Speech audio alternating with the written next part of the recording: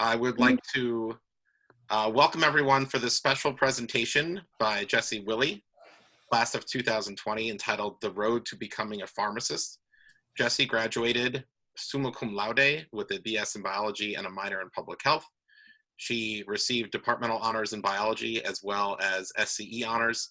She was inducted into Phi Beta Kappa, Beta Beta Beta, and Omicron Delta Kappa. She was also a four-year member of the varsity field hockey team, earning the Doris T. Bell Award as the senior female student athlete with the highest cumulative grade point average. Jessie is now a first-year Pharm D student at the University of North Carolina's Eshelman School of Pharmacy and is a recruitment ambassador for the school. Jessie, thanks for joining us. Take it away. All right, well, thank you guys for coming. I did just put two links in the chat. So the first one, and I will kind of talk through them as we go, but if you want to be included on so I'm going to be referring to it as ESOP, but that's the Eshelman School of Pharmacy. So that's UNC's pharmacy school. If you want to be included on their email list, so kind of knowing when there's certain events coming up that prospective students can go to, that's the first link. And then the second link is basically just a link to student blog post. So you can kind of just read a little bit about what a day in the life is like if I don't have the opportunity to answer everybody's questions tonight. But yes, thank you all for coming, and I will go ahead and get started. So first I thought, I know some of you, but I don't know all of you. So I wanted to introduce myself a little bit. I am originally from Salisbury, Maryland. So that's a little bit farther down south on the eastern shore of Maryland. And then decided to go to WAC, and I played field hockey, and I was a biology major with a public health minor. So in the middle here is one of the best parts about being a biology major, which is the opportunity to go on the Community Ecology of Coastal Maine trip with Dr. C. So that's one of my teammates and best friends, Abby, and I at the top of Beehive Mountain. And then I graduated this past May. Graduation a loose term at this point, but I did earn a degree. And then in June, I moved to Chapel Hill, North Carolina. So for those of you that aren't familiar with that part of the United States, it's kind of in the northern central part of the state.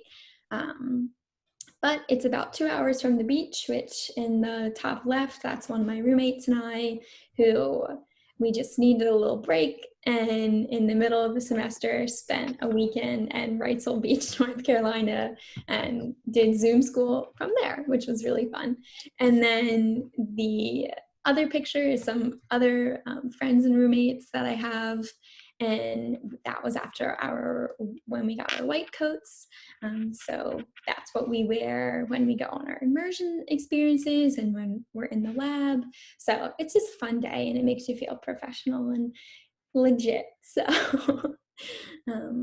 but I want to go ahead and get started talking about pharmacy, the profession, and the school.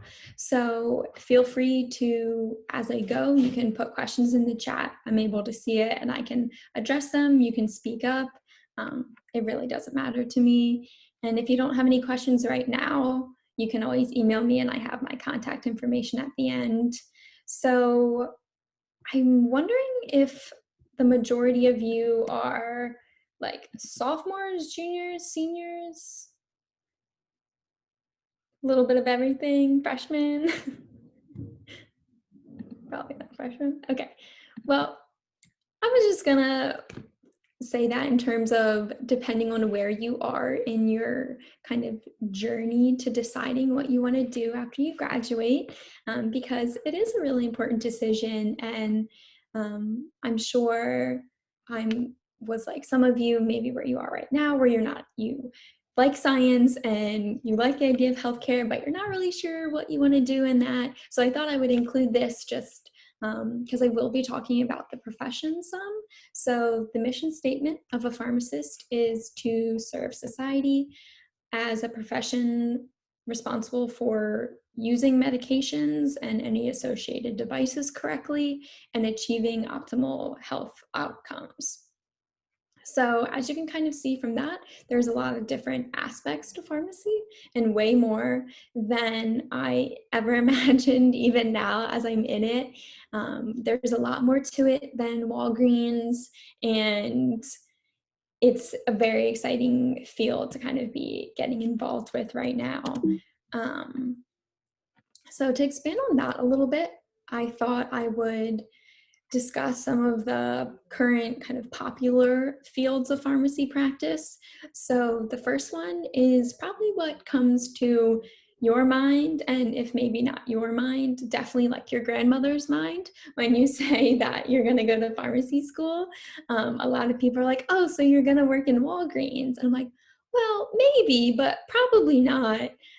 So that is called, in the profession, in the field, is community pharmacy. So that can either be at a chain, so your CVS, your Walgreens, or an independently owned pharmacy. So that is what you think about. So your physician sends in a prescription and they fill it and they help counsel you on the medication. And then there's hospital pharmacy, which is maybe the next most common thing that people are thinking of. So that's when you're starting to think about yourself as more of like a clinical pharmacist. So you're working in a hospital, typically as a part of a healthcare team. So in that, you're rounding with the physicians, you're not really specialized, you're knowing a lot of different information about all the different disease states and their medication management. So that is, again, growing field, and it's definitely interesting. If you are somebody that likes to be on your feet and you like something different every day, then probably something more clinical hospital would be what you would consider. Then we have long-term care pharmacists. So that's when you're thinking nursing homes and end-of-life care. That's more where you're looking. So again, that's kind of more of a specialty field. There's pharmaceutical industry. So I imagine many of you have heard the word Pfizer a lot recently, as they are really working to develop their COVID vaccine very quickly and with hopefully a good amount of efficacy. But so that's what we're thinking when we're thinking industry. So those are the companies, big pharma. Some people refer to them as the people that are making the actual medications. That's a lot of research and design, vaccine, but everywhere from like vaccines to cancer treatments to pain relievers. And managed care is interesting, and it's something that's a little bit kind of on the forefront of pharmacy, one of those newer developing fields. And that's when you're thinking about more of a public health standpoint. So you're looking at an entire community and what are the biggest problems? What are the ways we can intervene? It's a lot of evidence-based practice. So that's interesting, definitely, and a little bit more of a non-traditional role for a pharmacist. Government is thinking like the FDA, the CDC, those are agencies that need pharmacists. Academia, so that could be either you want to be a professor at a school of pharmacy or a preceptor. So that's somebody that as you're going on through your immersion experiences, they are your point of contact, your boss, so to speak. Everything that if you're on a hospital immersion and they're rounding, you're rounding with them. So that is kind of a different way to teach the next generation of pharmacists. And then one other field of pharmacy that is kind of expanding right now and that I'm personally super interested in is actually ambulatory care.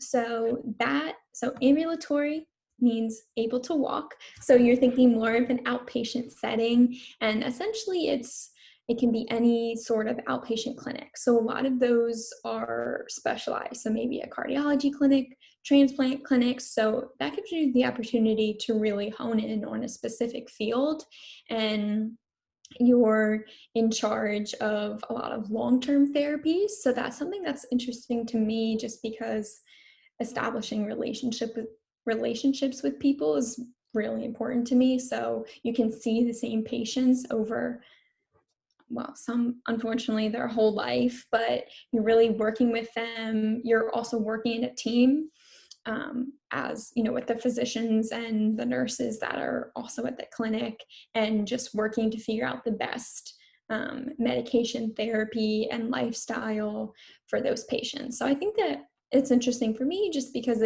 there's a lot of different aspects when you're thinking outpatient, because it's not just, I'm here to make you better for these 3 days. It's, what are we doing to make your whole life better? So that's interesting. So this is a question that I definitely asked myself a couple times, and you may have already, and hopefully after this presentation, you'll have a couple better answers. And if you are a senior and you're kind of in the application process or nearing the application process, you want to know the answer to this question. Insider tip, you will be asked.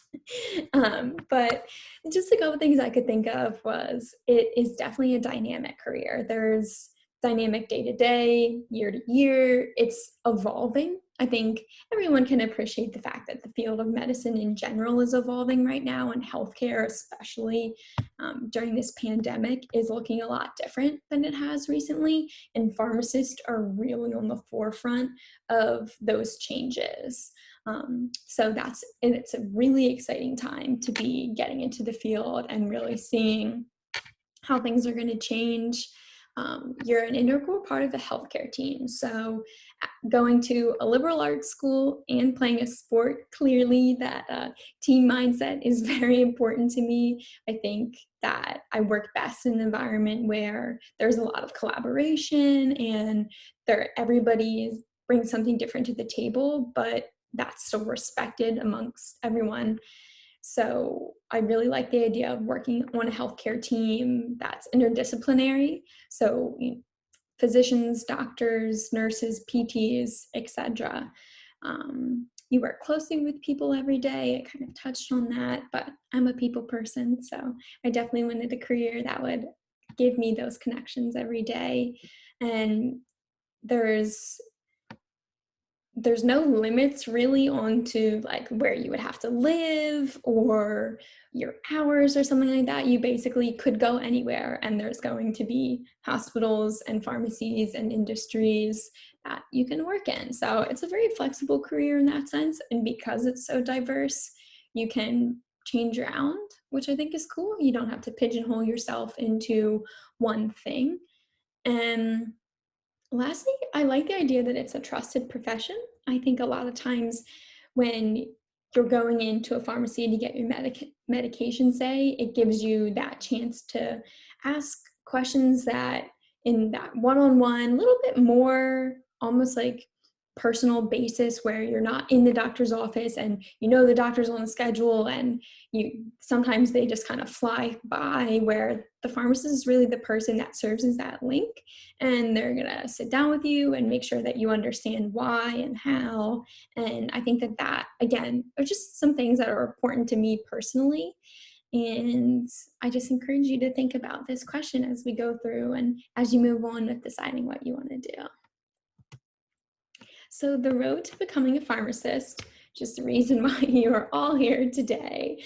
The first step, which again, you are, I imagine, well on your way to doing, is getting a pre-pharmacy education. So I'll go into detail about that in the next slide. But the next step is to take the PCAT. So that's the Pharmacy College Admissions Test. And I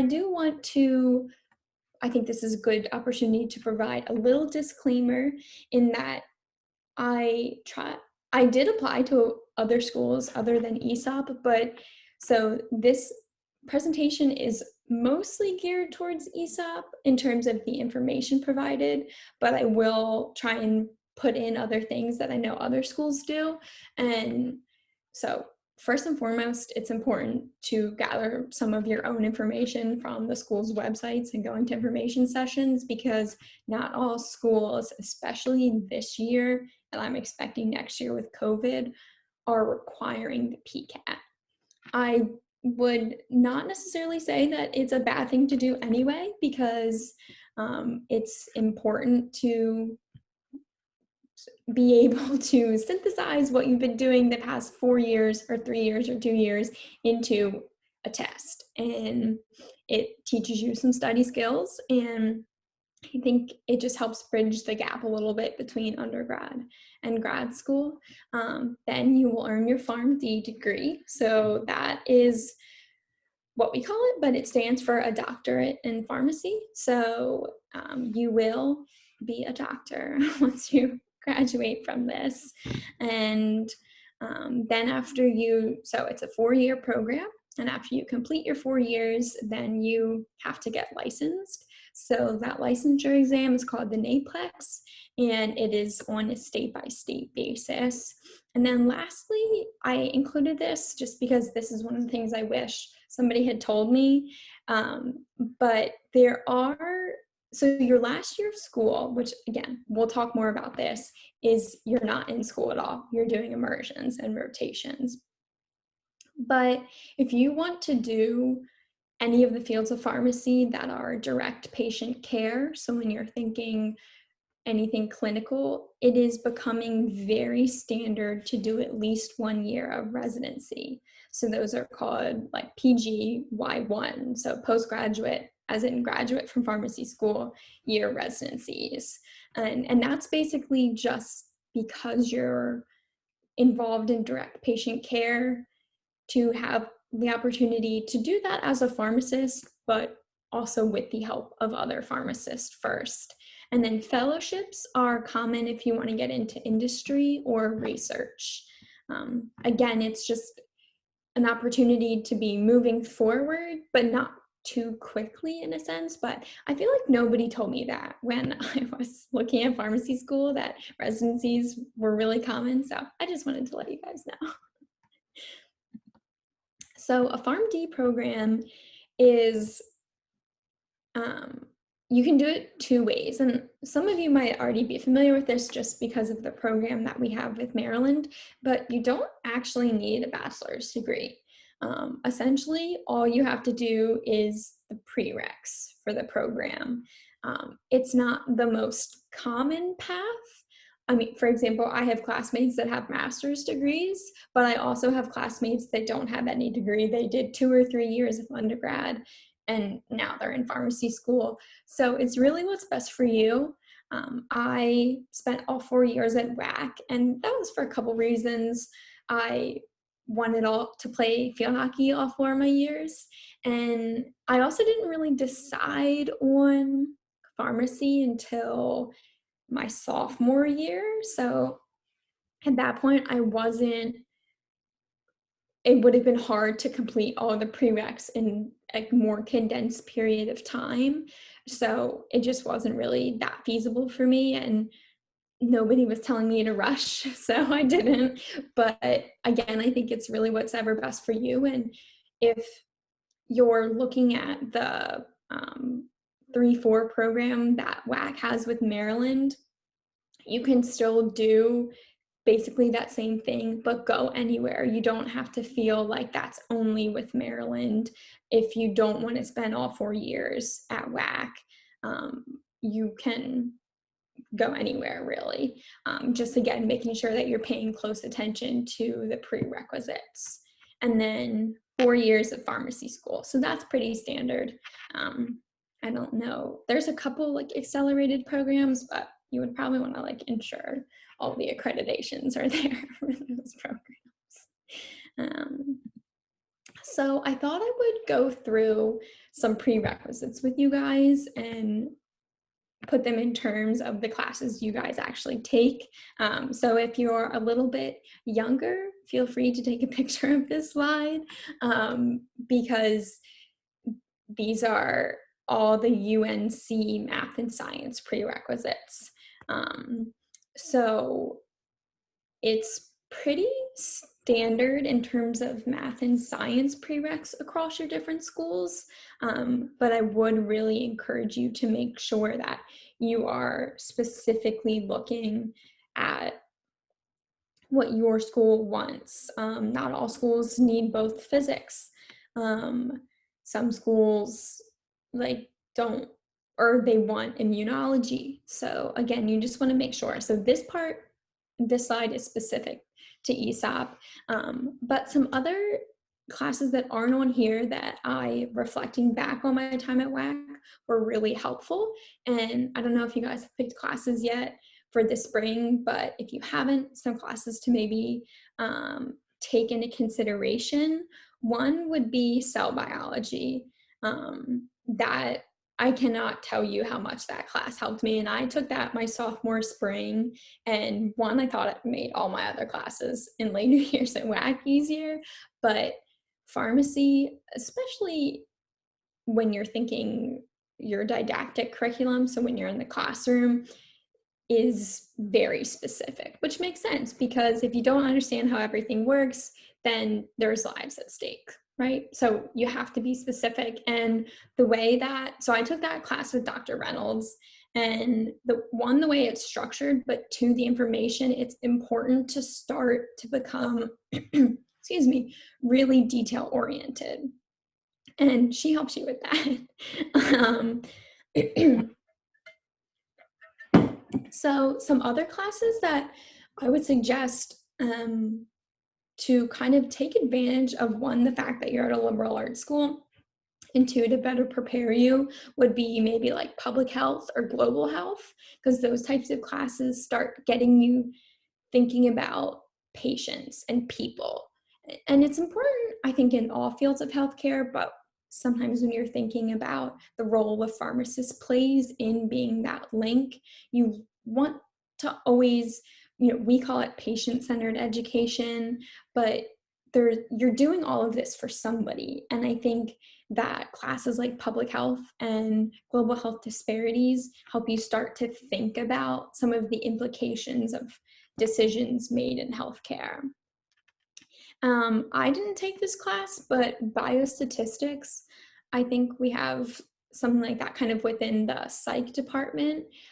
We do a lot of math and statistics because we are like an evidence-based school. So we read a lot of articles. So even though, again, this is maybe geared a little bit more towards some of the younger students here, but pay attention in junior sem, pay attention at journal clubs, in lab. Though it's actually really important to know how to read scientific articles, because you are basically expected to know how to do that and how to synthesize primary resources and know where to get good resources from. So that stuff, pay attention, try and get a lot out of it. And the other class that I took that I think could be helpful is toxicology.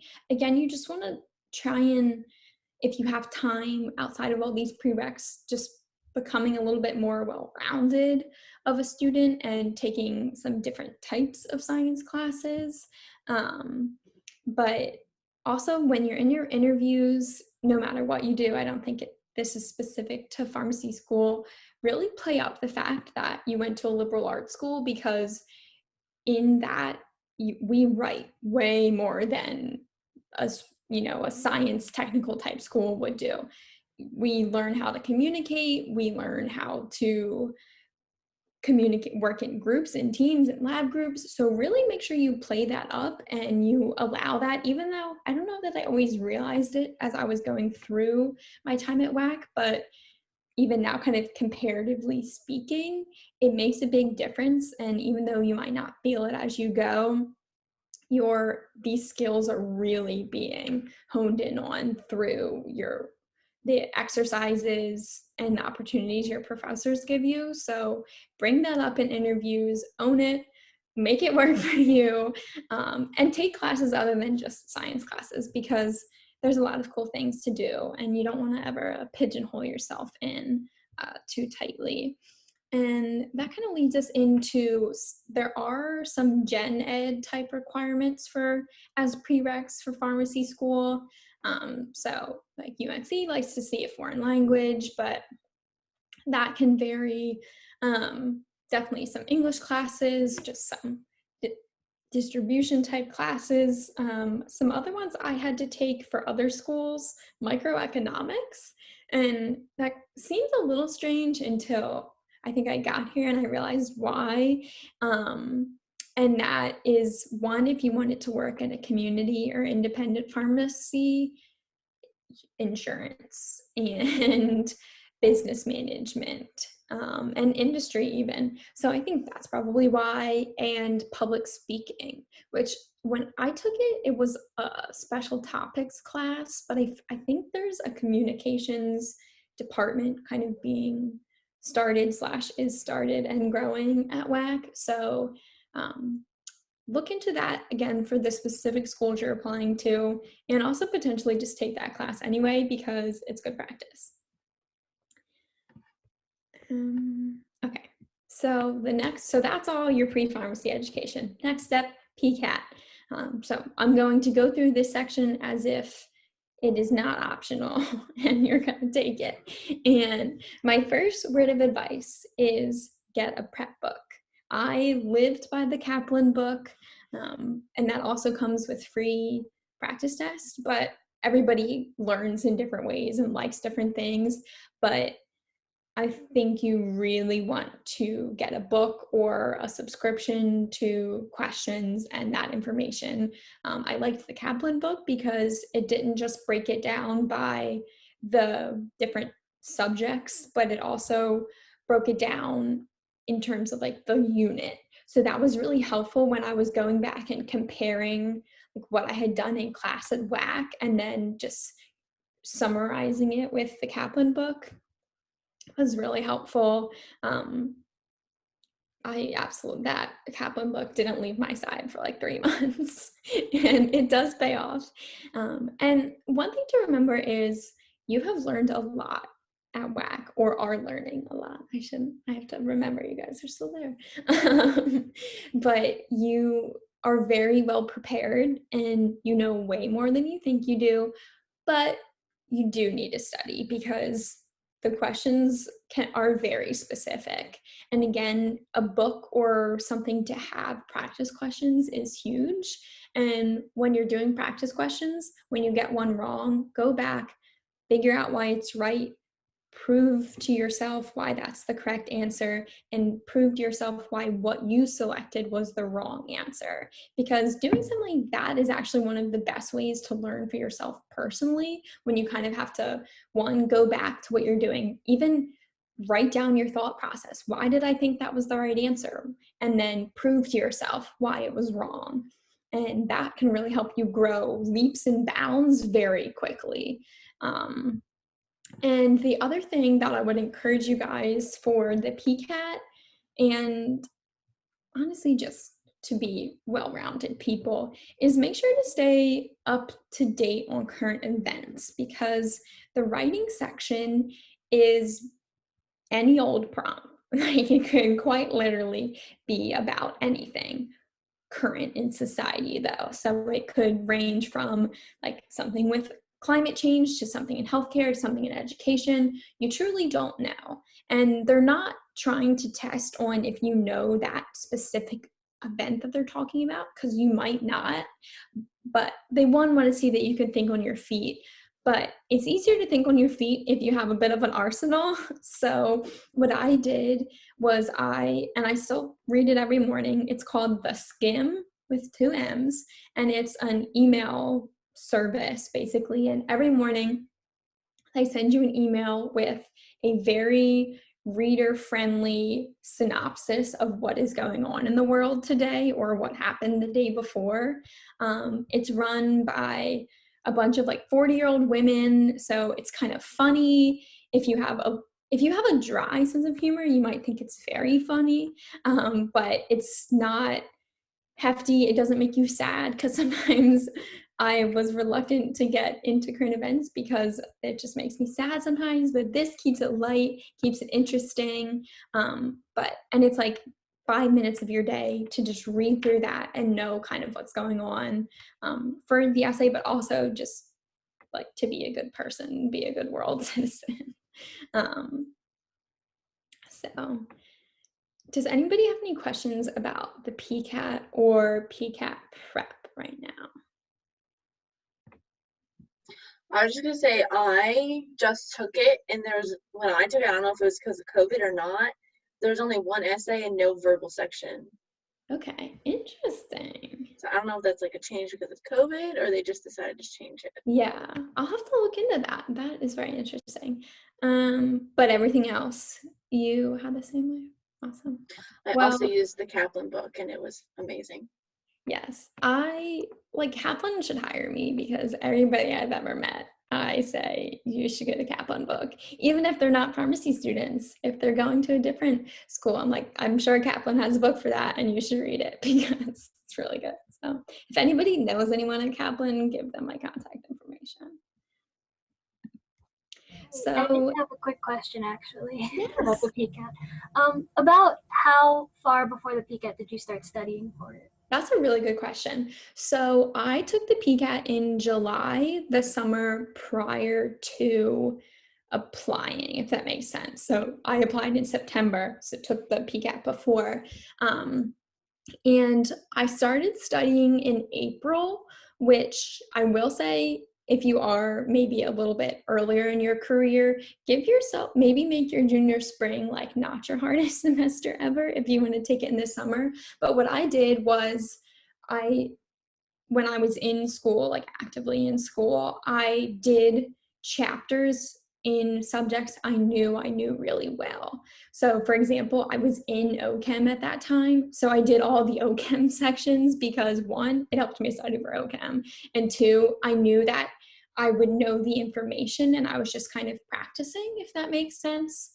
And then May, June, it was like go time basically.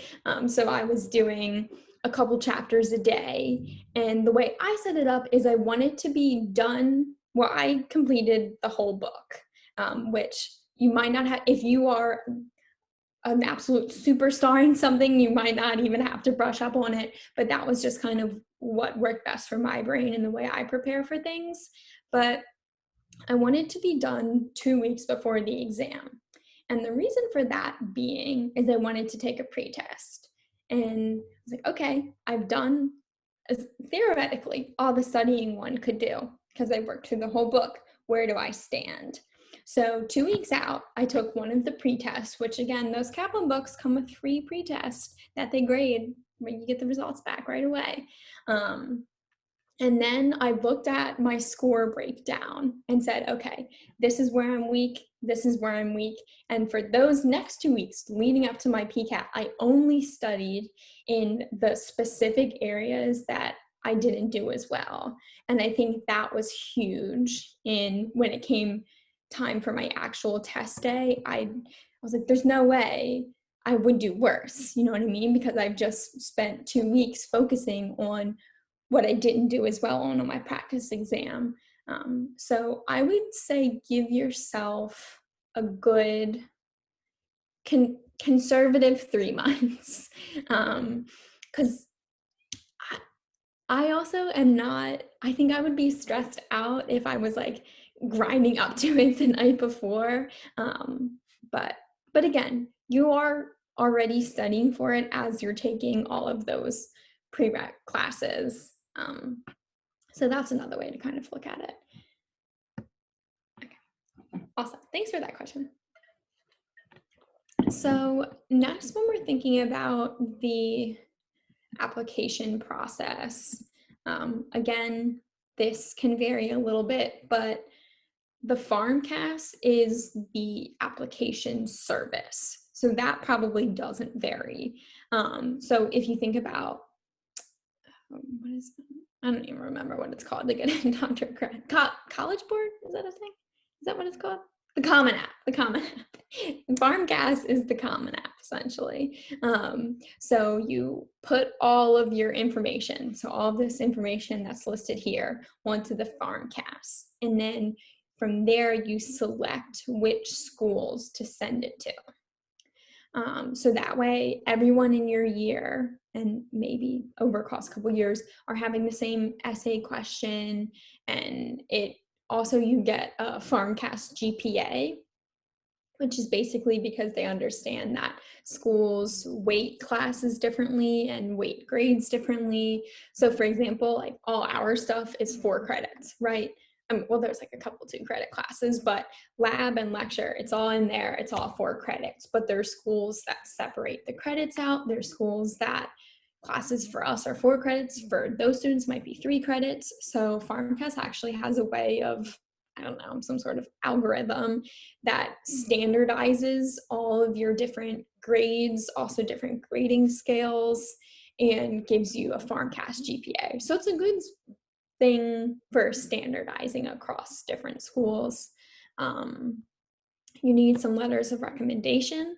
So start really fostering some relationships with professors, bosses, if you have jobs, or if you want to do into research. You want to make sure that you have people that can really attest to your character, because they can see you're smart, right? You do well in the PCAT, you have a good GPA, so do all your classmates, or so does everyone that's applying, essentially. So where I think you can really help yourself stand out is great letters of recommendation that speak to who you are and why you're going to be a good fit and the impact you've left on however they know you from. So something to think about. And then a couple schools have like a supplemental application, which none of the ones I did were all that involved. Most of them were like a question or two, and maybe it was about a specific, something that's specific to who they are as a school and to their identity as a school, which again, these are things you want to know before you go and interview. Really, you should like memorize their websites. You want to know their mission statements, their core values, all that kind of stuff, because when you start throwing out buzzwords, you're bumping yourself right up to the top of the acceptance list. But so for example, another one of our mottos is advancing medicine for life, which I think comes from the fact that we have a whole hospital system attached to UNC. So it's not just about what you're learning today. They're teaching us how to be adaptive and unique and intuitive and be ready for whatever the next wave in medicine is. So our supplement here was basically, how could you do that? Or how do you see yourself fitting into that type stuff? So, but again, those aren't super involved. And some of those are attached more even just to like scholarships. But they will let you know all that kind of stuff. I have a question about the PharmCast. Yes. So when you were entering your grades, did you use your official transcript or just an unofficial one? So when I was like where you entered in yourself, Yeah. I used my unofficial transcript to get to see like exactly what letter grade I had. But there is a place where you have to submit an official transcript. So the one at the end is an official transcript where it's kind of just a document, and some places will have, like, you can submit one to the PharmCast, and then sometimes on the supplementals, they'll want you to send another one to them specifically. And then once you like get in and you decide where you're going to go, you'll send, after you've graduated, an official one there. But when you're filling in like your classes and your grades and your credits, I just pulled up my unofficial one and put it in, knowing that that information is the same.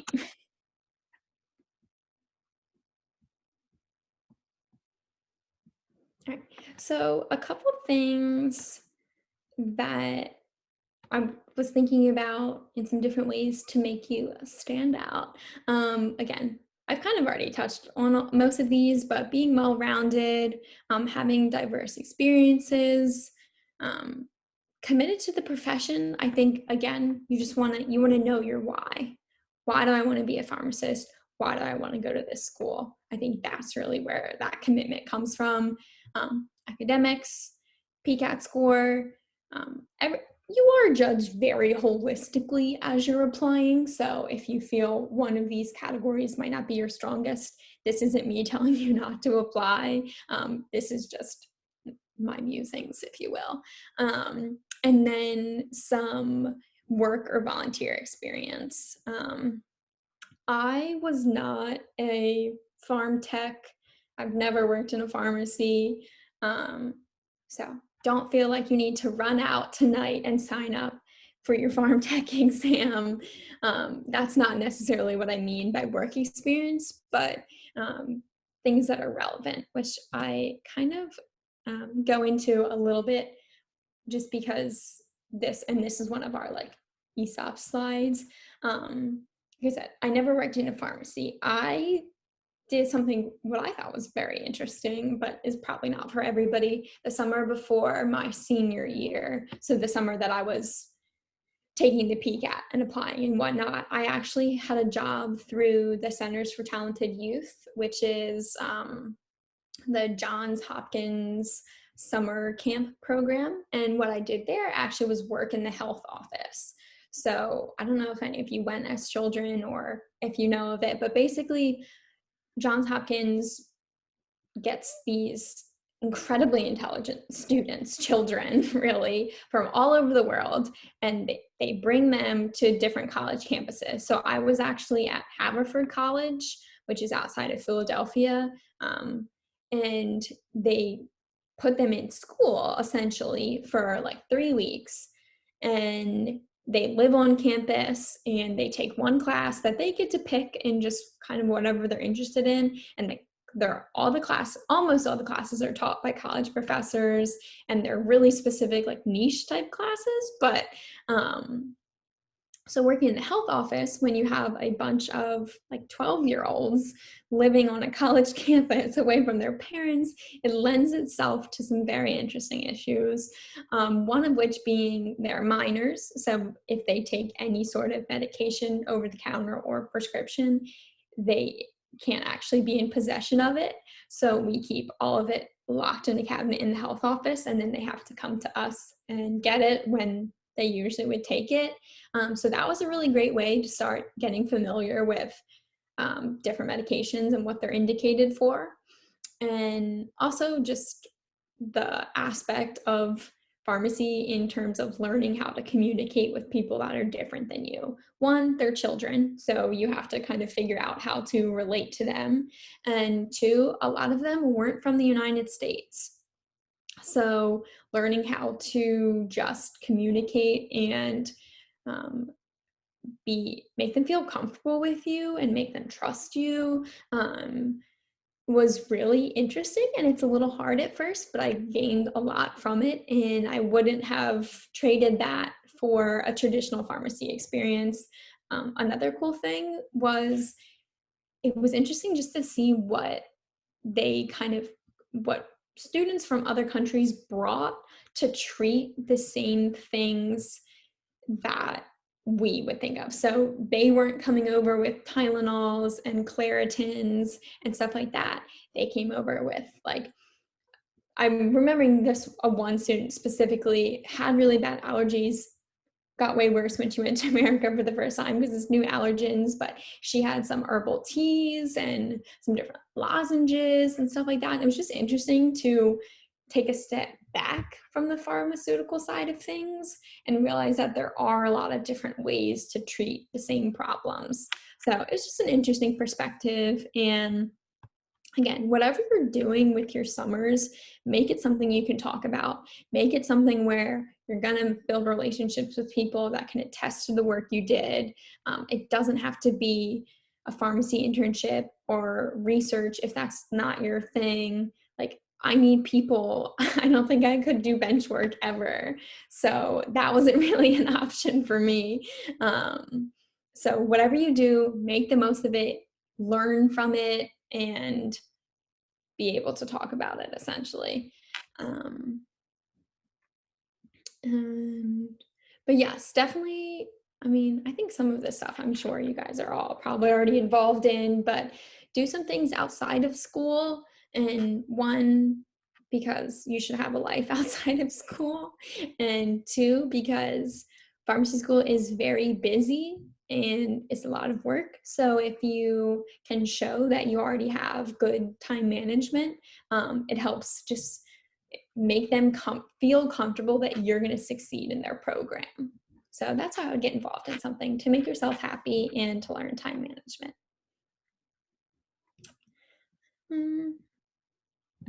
Okay, so a little bit about us is we are currently, for the past couple of years, the #1 school of pharmacy in the nation, and we are currently, I think, 5th in the world, somewhere between 4 and 6. I should know that, but so that is very exciting to be a part of and to watch.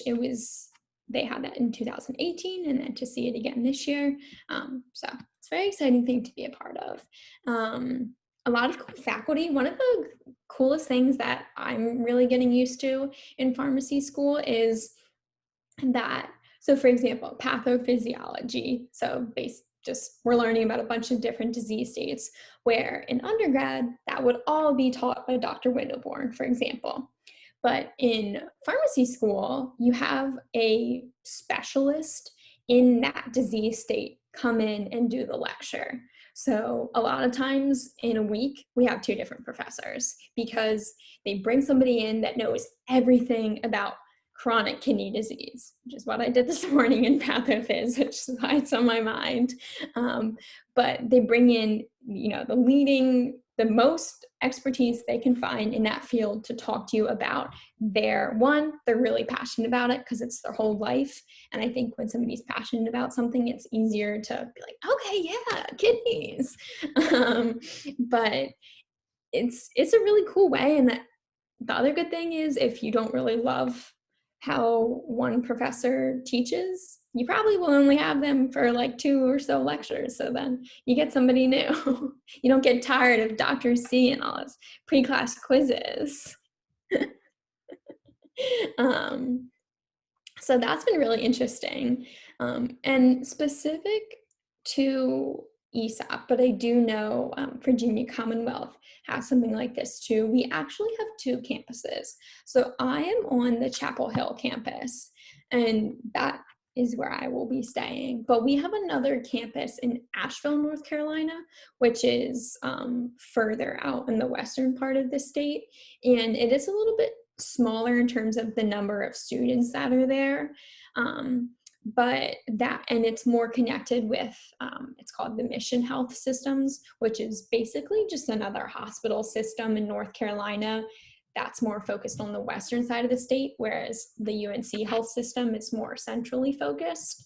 But it's really cool because so even though it is a pandemic and we're on Zoom, we actually already had all the infrastructure to have what we call a dual classroom. So all the Asheville students and all of us watch the same lecture at the same time. So if we have professors in Asheville, and again, I guess I haven't experienced this in person yet, obviously, but I do know that the theory is that they're standing in the room lecturing in Asheville, but we are watching it real time in our lecture hall. So actually all our lecture halls are already set up with all this technology, cameras, big screens, TVs, that kind of stuff. So in one sense, the transition for our school to online was a little bit easier because there was already a lot of that key infrastructure in place. And we actually have our own IT. We have our own IT department for the school that has 2 different sections. One is for if you're having computer type problems, and one is literally for we have somebody in our classes every day that sit there and they make sure that everything's running smoothly. So that's cool. But I do know that there is that at a couple different schools. And in some ways, it just offers you the opportunity to specialize in different things. So at our Asheville campus, we have something called the Rural Health Certificate.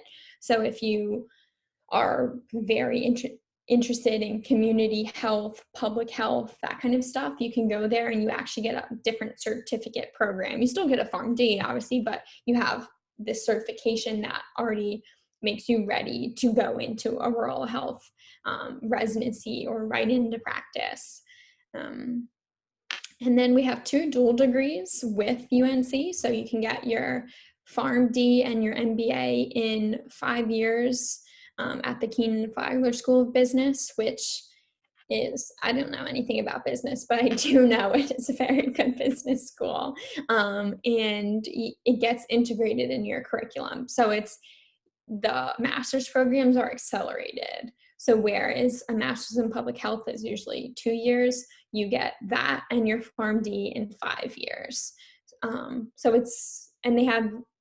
You kind of split your time up a little bit differently, but it's a really great opportunity if you know you want to say own a pharmacy someday, or you want to be a higher up in industry. You know that about yourself. You know that's your goal. These are really great opportunities, and also opportunities that are not unique to UNC.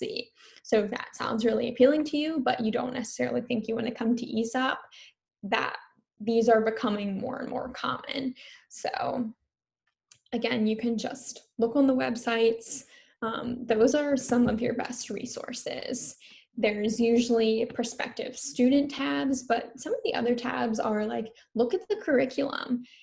Look and see what they want you to know about the curriculum, which is usually very comprehensive. Look at the faculty list. See where the faculty are doing research. See if any of that interests you. Send them an email. Their websites are really great resources. They state their values. Also, the more practical side of like tuition and that kind of stuff is something you take into consideration. And so really, Azure, that is where I started. And I think it's one of the best places to start.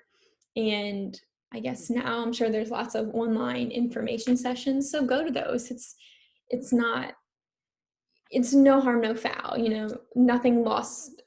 All you do is gain information and perspective and potential contacts. So I would say just really get out there and find out what you want and look at different schools, pull up the US News and World Report ranking and just go down it one by one until you find a couple you like.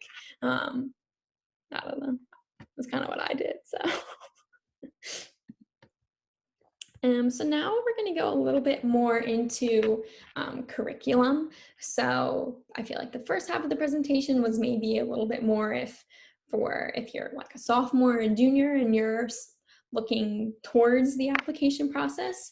But I know Allison is a senior and clearly right in the middle, in the thick of it. So this might be interesting and helpful for everyone, but maybe if you're a little bit farther in the process, this specifically.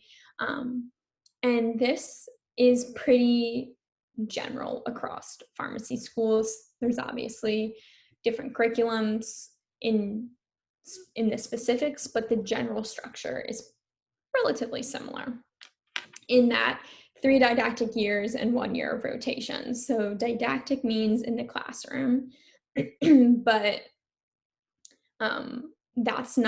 it's really, other than your first year, which we call PY1, is not your traditional semester. It's actually, you kind of end up being in 8 semester blocks. But some of the core classes you take, and most of these I'm in right now. So if I like twitch or something, it's just because I'm thinking about what's going on in class.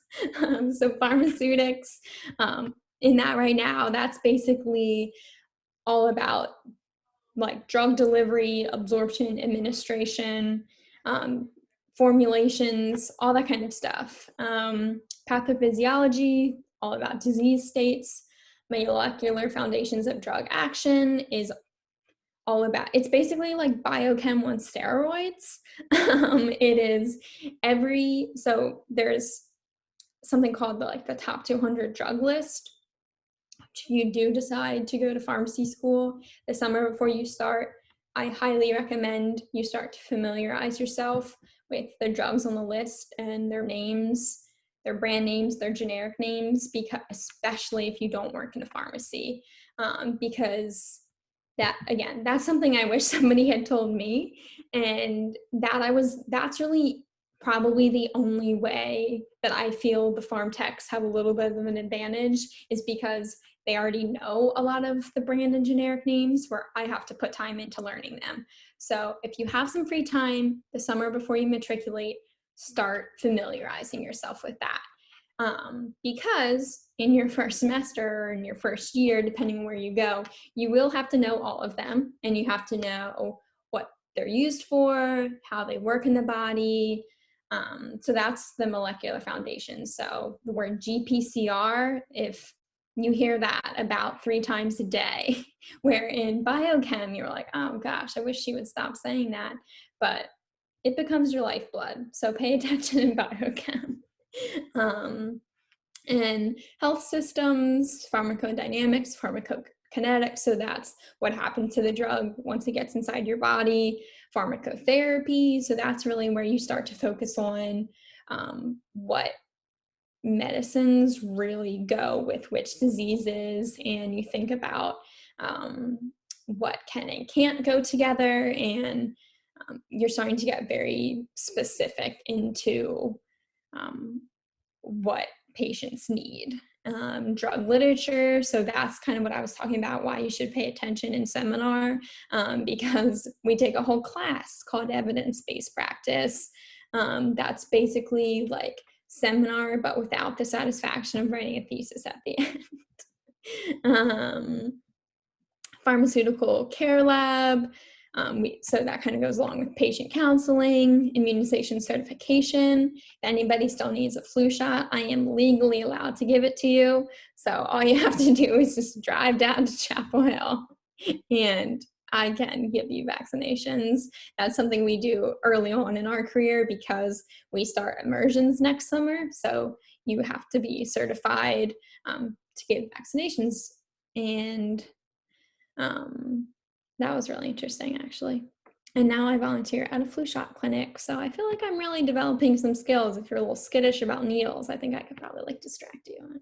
And then your electives. I haven't taken any of those yet, but that's when you start to think about what you might want to do.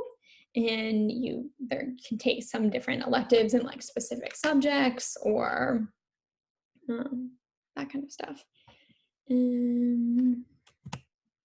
So then your 4th year is all rotations. So you have a couple ones that you have to do, and then there's a couple ones that you can choose based on your career interest. But luckily they don't just throw you into direct patient care in your 4th year. You actually start, and this is where every school does a little bit differently, but most of them start to build in patient care experiences before your 4th year. So for us, we have an 8-week immersion next summer, and then one in the following, you're either in school in January, February, or you're on immersion, and then you flip with March and April, and then kind of the same thing looking towards the next fall. So we have 3 that we do, and I think that is pretty standard for any accredited institutions.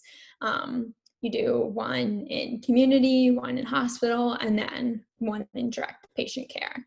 So I'm definitely looking forward to starting that and hoping that COVID doesn't get too hard in the way. I know that some of my peers ended up doing virtual immersion experiences. So a lot of telehealth, telecounseling, which maybe back in March seemed arbitrary, but with the way things are going, those are probably really good skills to have practiced at this point.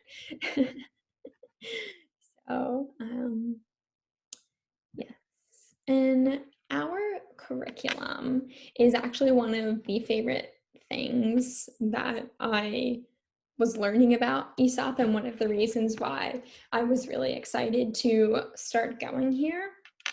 It is unique in the sense that you get to start your immersion experiences after your PY 1 year. I didn't, in any of the other schools, they usually do it after 2 years. And I just think that in some senses, it's put some of those long days in perspective, because it's like, well, if I don't completely understand this disease state and the drugs that go along with it, then when I get out on immersion next summer, you know, what am I bringing to the table? So I think that is one thing, but also it's just exciting. It's exciting to spend a year learning, and then I'll get to spend 2 months practicing what I'm learning and seeing, okay, maybe I didn't know that as well as I thought I did, or starting to hone in on patient counseling. So I think that's really exciting.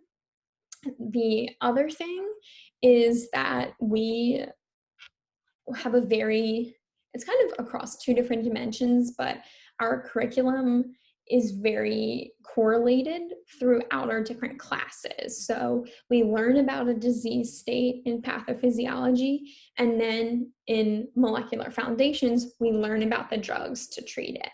So it really helps you compartmentalize what you're learning, in a sense, where you're learning all the ins and outs of what's going wrong, and then all the ins and outs on how to correct it. So that's been a really great way to learn, and I think is helping me retain it. And then the same thing kind of in pharmaceutics and compounding, where you're learning about why you would formulate a drug this way, and then you go and you make the formulation. So I think that that's a really helpful design. And I think, again, when you guys are interviewing and you're looking at schools, think about how you learn best and try and find a curriculum that's going to balance that. Because each one has its own perks, and each of them are unique. So just try and imagine yourself kind of in that setting.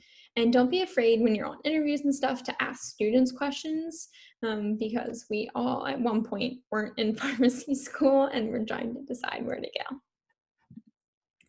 go. Again, this is a little specific to ESOP, but your first year, really that foundational content, making sure that you have all the knowledge, that base knowledge to go on and practice and build on your knowledge. So the other thing with this that's really interesting is a lot of our classes are taught in a flipped style. So we watch lectures.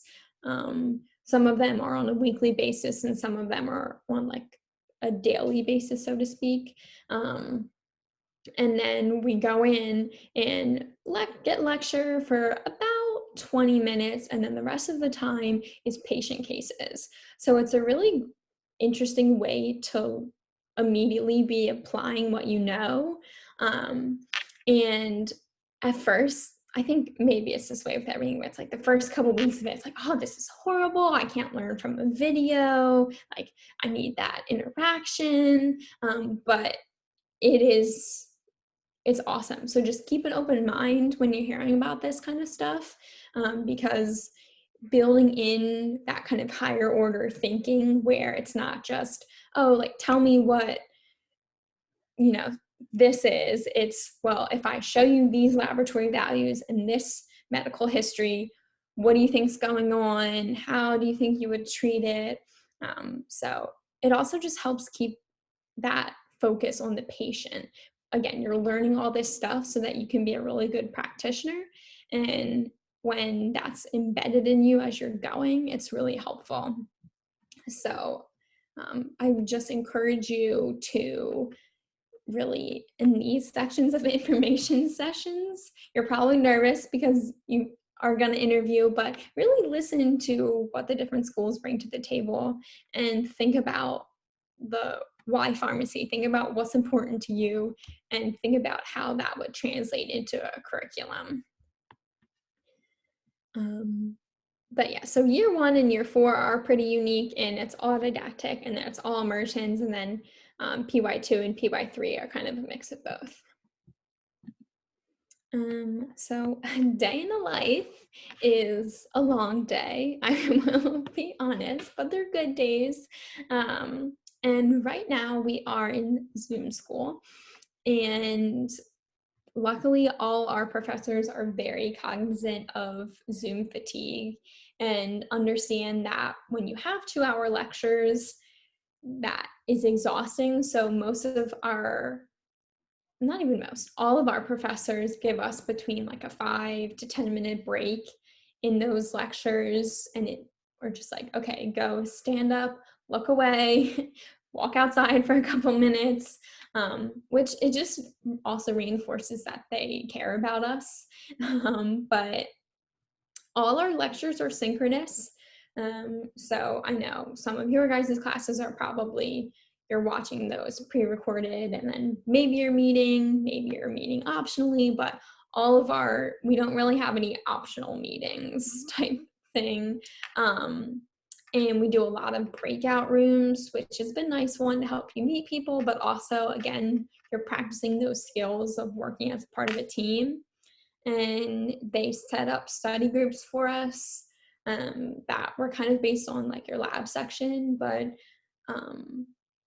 just it's little things like that. And again, I think when you're going to different information sessions, get a feel for how schools have adapted for COVID. And I think that can tell you a lot about what's important to them. And again, see if that sounds reasonable for you. One thing that I really like that we've been doing is every Wednesday, our school has a different theme for Zoom.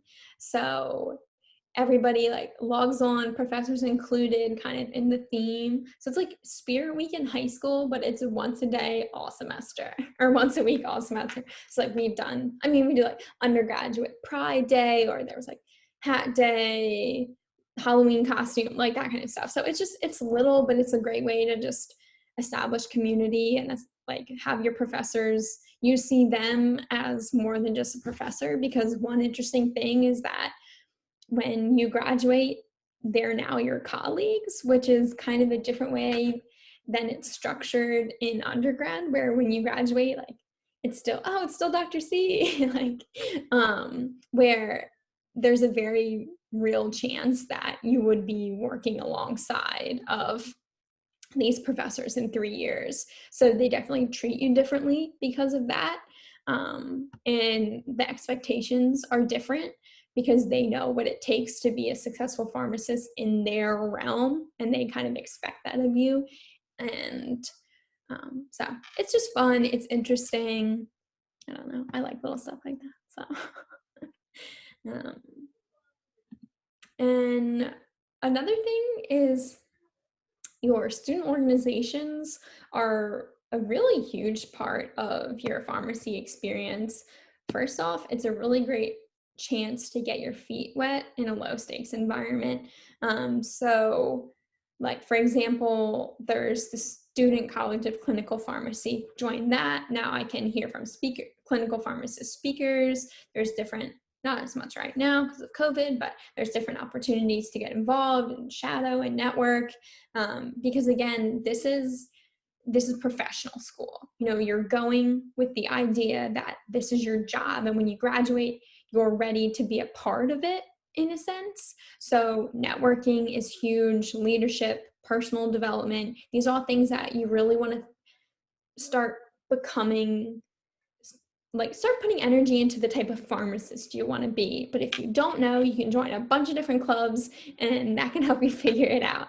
And that student orgs are a huge part of ESOP. Everybody's in like 3 or 4.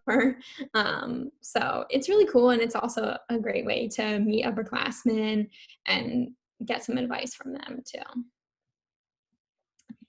And so I kind of touch on most of this stuff, but a lot of active learning here, and some really interesting technology, things that I definitely didn't know how to do that I feel like I'm getting better at.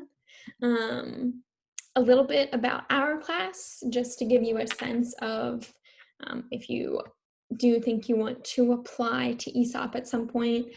Kind of a sense of generally the type of student. So my class has 123 students, and about 20 students will be on the Asheville campus.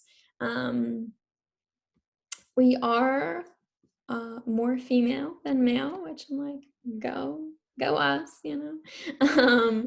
And the other interesting thing is, so we're about 50-50 in-state and out-of-state, but something that's very cool about North Carolina, and I would imagine potentially in other states, is if you go here for a year and basically become a citizen of North Carolina, and so you're voting here, you get your car registered here, you have a North Carolina license, you have a library card, if you go to church, you find a church here. Basically, you become a part of the society North Carolina. They will switch you to in-state tuition, which is a pretty sizable difference, and a perk, you know, at the end of the day. Stuff like that is a perk if you're looking out of state. And so it'll be interesting because that is our technical statistics, but come this time next year, it's probably going to look very different. And so we're kind of nearing towards the end. So a lot of this is just really now a great time if you have any lingering questions, but specific to ESOP, which you can find all of this kind of stuff on our website, which literally just Google UNC School of Pharmacy or University of Maryland School of Pharmacy, wherever School of Pharmacy, and that'll take you right to their website. But all of this stuff is virtual right now, but we do have open houses. We have Pharmacy Fridays. So, and if you want to click on that first link that I put in the chat, then that's this email link, and you would get information about that kind of stuff. Follow us on social media. So we have a Facebook page, a Twitter, an Instagram, and then this second link here, or this link is the second one I put in the chat. Just get a little bit more of a student perspective. And then this is my email. Feel free to, as you guys are going through, wherever you are in your journey right now to potentially becoming pharmacist, if you have questions, I am more than happy to answer them. I also still check my wash call email, so I don't know if I still come up in the system, but you can find me on that. But that is all I have. If you have any questions, I'm happy to answer them. And if not, then you're free to go.